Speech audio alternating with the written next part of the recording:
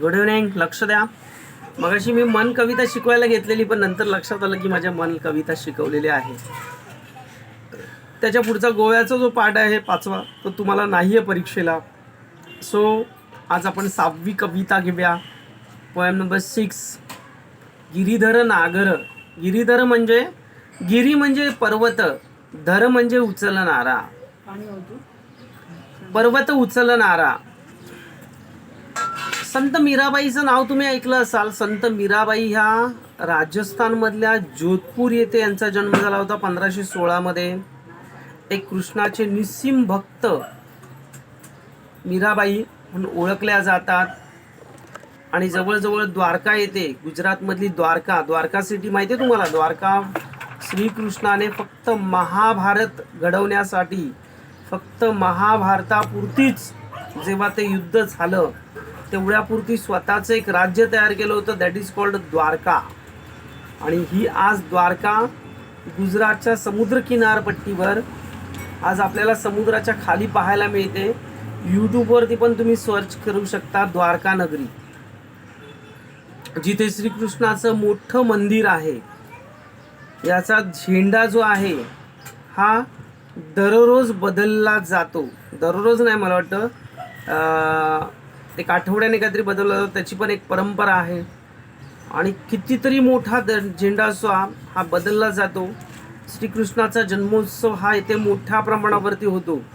गिरीधर हा श्रीकृष्णाला संबोधलेलं नाम आहे, गिरीधर. तेव्हा आपल्या लहानपणापासूनच ती या श्रीकृष्णावरती निस्सीम भक्ती होती. आपल्या श्रीकृष्णाच्या भक्तीमध्ये ती एवढी लीन असायची की तिला आजूबाजूचं विश्व पण समजायचं नाही. या श्रीकृष्णाच्या भक्तीसाठी तिने स्वतः गृहत्याग केला होता. म्हणजे आपलं घरदार पण सोडून दिलं होतं. उसने घरदार अपना छोड़ दिया था. आजीवन उसने श्री कृष्ण के मंदिर मंदिर घूमकर धार्मिक स्थलों पर श्री कृष्ण के भजन गाए, सुनाए. आखिर दुनिया को अपनी भक्ति क्या है वो बताने के लिए उसको आखिर में विष का प्याला भी पीना पड़ा, लेकिन उसने अपनी भक्ति नहीं छोड़ी. तो ये पाठ में, ये कविता में हम देखते हैं कि इसके भजन, उपासना, माधुर्य भाव ओतप्रोत से प्रेरित थे. ठीक है, चला बघूया. गिरीधर गोपाल.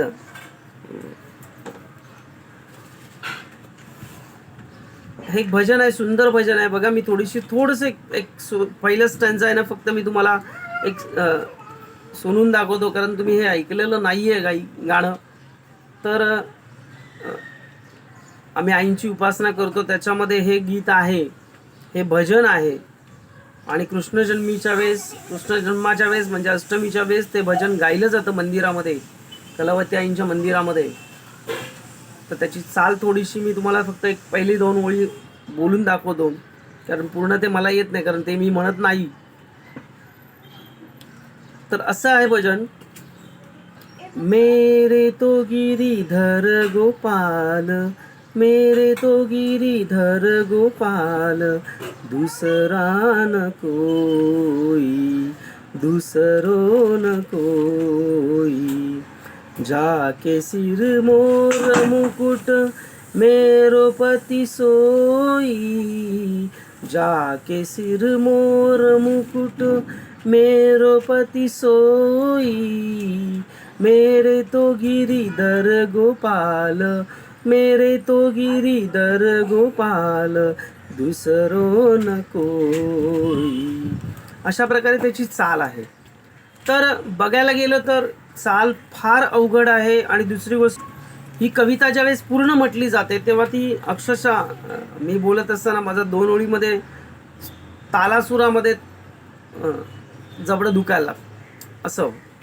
पण ज्यांना ती सवय आहे त्यांना ती बरोबर ते भजनामध्ये म्हणतात. आईच्या मंदिरात पण व्यवस्थितपणे बोललं जातं. सो चला बघूया आपण. मेरे तो गिरीधर गोपाल, दूसरो न कोई. संत मीराबाई सांगताना असं बोलतायत की गिरी को धारण करने वाले गिरीधर जो है वो अर्थात उनके अलावा मेरा कोई नहीं है, इस दुनिया में उनके अलावा मेरा कोई नहीं है। जाके सिर मोर मुकुट मेरे पति सोई, जिनके अपने माथे पर मोर का मुकुट है, मुकुट धारण करने वाले श्री कृष्ण ही मेरे कोण है, मेरे पती। पती मैंने स्वामी, इथे पती म्हणजे खरा पती नव्हे, पती म्हणजे स्वामी, पालन करता। इथे पती याचा अर्थ हा असा आहे। छाड़ी दई कुल की कहानी कहाँ करी है कोई, संतन ढीग बैठी बैठी लोग लाज खोई। या श्रीकृष्णाच्या भक्तीमध्ये पूर्ण रममाण झाली असताना लोग तिला असं म्हणत असत, लोग कहते हैं कि मैंने कुल की मर्यादा का उल्लंघन किया है। मेरा जो कुल है श्री कृष्ण का भजन नामस्मरण करते हुए मैंने कुल की मर्यादा जो है तो मर्यादा उल्लंघित की है। लोक लाज छोड़ के मैं साधु संतों के मेले में बीच में बैठ गई हूँ, असं लोक मला म्हणतात। पण मला त्याची कोणत्याही प्रकारची फिक्र नाही। लेकिन मुझे संत मीराबाई को किसी की भी फिक्र नहीं है। आंसुअन जल सिंची सिंची प्रेम बोली बोई, अब तो बेल फैल गई, अब तो बेल फैल गई आनंद फल होई। दूध की मथनिया बड़े प्रेम से बिलोई, माखन जब काढ़ी लियो छाछ पिए कोई। भगत देखी राजी हुई, जगत देखी रोई। दासी मीरा लाल गिरीधर तारो अब मोही। बघा, अंसुवन जल सींची सींची प्रेम बोली बोई। मीराबाई बोलताना बोलते हैं, मैं अपने आंसुओं से प्रभु की प्रेम रूपी लता को सींच रही हूँ। म्हणजे त्यांचं माझ्यावरचं जे प्रेम आहे, माझं जे त्यांच्यावरचं प्रेम आहे ते मी रडून रडून तो प्रेमाचा वेल म्हणजे त्याला तुम्ही काय बोलता, वेनिस, इंग्लिशमध्ये वेनिस, ती वेल वाढवते आहे। यह प्रेम की लता अब विकसित होने लगी है, आणि ही जी लता आहे, ही जी वेल आहे ती आता मोठी होत चाललेली आहे। अब तो बेल फैल गई आनंद फल होई। आनंद बोलतात त्याला, आणि ती वेल मोठी झाल्यामुळे आज आनंद निर्माण झालेला आहे।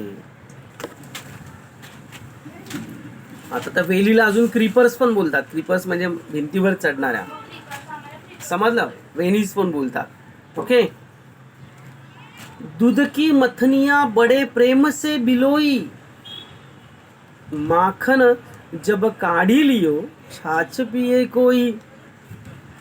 बघा, जिस तरह दूध को जमाकर दही बनाते हैं, लोग दही का भी, दूध का जितना आनंद लेते हैं उससे बड़ा आनंद दही पीने से लेते हैं। दही पर माखन जम जाता है, उसका मक्खन निकाला जाता है। दही से बढ़कर माखन का स्वाद अच्छा लगता है, और माखन जब निकाल लिया जाता है तो बचा हुआ छाछ भी, है ना, बचा हुआ छाछ भी सबको प्रिय लगता है। उसी तरह स्वामी की भक्ति में मन को भिलोर कर मैं उनकी भक्ति का मक्खन प्राप्त कर लिया है। उसी तरह अपनी भक्ति का भाव प्रकट करते हुए उनकी भक्ति का माखन मैंने खा लिया है। भगत देखी राजी हुई, जगत देखी रोई। दासी मीरा लाल गिरीधर तारो अब मोही। मैं प्रभु के भक्तों को देखकर खुश हो जाती हूँ, किंतु संसार के अन्य लोग को देखकर मेरा मन दुखी होकर रोने लगता है। मैं तो अपनी गिरिधर को की ही दासी हूँ। हे गिरिधर, अब इस संसार के से मुक्ती दिलाकर मुझे तार दो. लोक जेव्हा श्रीकृष्णाची पूजा करतात तेव्हा तिला आनंद होतो, पण इतर लोक जेव्हा पूजा करत नाही, जे पूजा अर्चाच करत नाहीत, त्यांच्याबद्दल ती मात्र व्यर्थ विचार करत नाही, पण तिला त्यांचं वाईट वाटतं. तेव्हा ती देवाला म्हणते, हे देवा, हे गिरिधर, तू मुझे इस संसार से मुक्ति दिलाकर या संसारातून मला सोडवा आणि मला तारा. हरिबिन पूर्ण गति मेरी, हरिबिन पूर्ण गति मेरी, तुम मेरे प्रतिपाल कहिए, मैं रावरी चेरी. हे प्रभु, तुम्हारे बिना मेरा उद्धार नहीं हो सकता है. तुम ही मेरे पालनहार हो, तुम ही मेरे रक्षक हो. मैं ही तुम्हारी दासी हूँ. आदि अंत निज नाव, तेरी हिमाए फेरी. बेर बेर पुकार कहूँ, प्रभु आरती है तेरी. मैं तुम्हारी दासी हूँ. मेरा हृदय जीवन के अंतिम क्षण तक बसकर आपका ही नाम जपता रहेगा, आपका ही नाम जपता रहेगा. मुझे आपके दर्शन की तीव्र इच्छा है.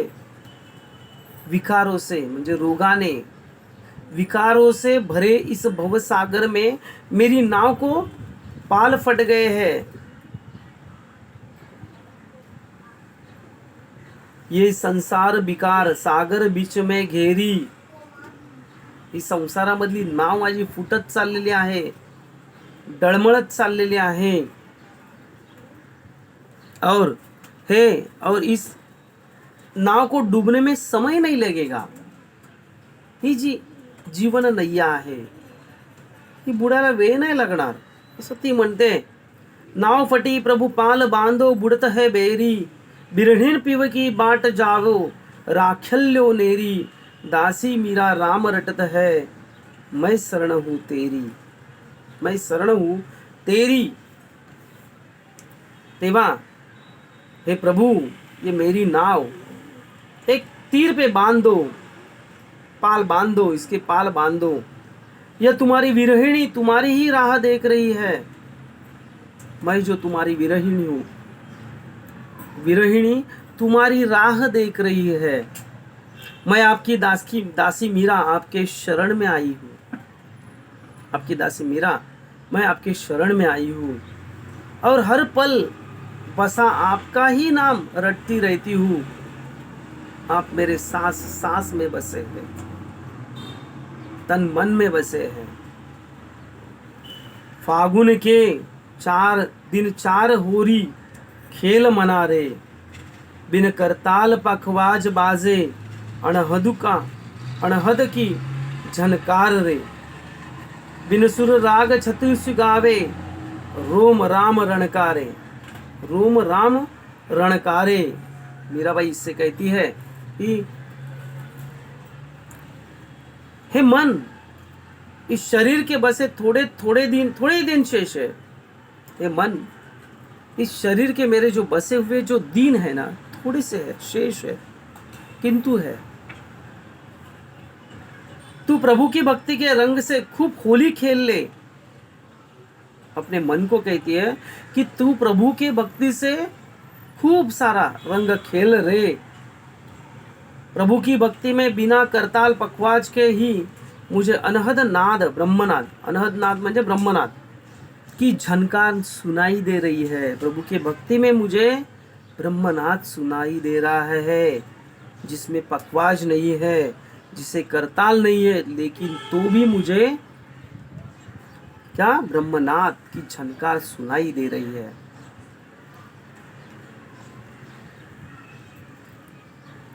और इस श्रेष्ठ राग को सूर्य के बिना ही मेरा रोम रोम नृत्य कर रहा है.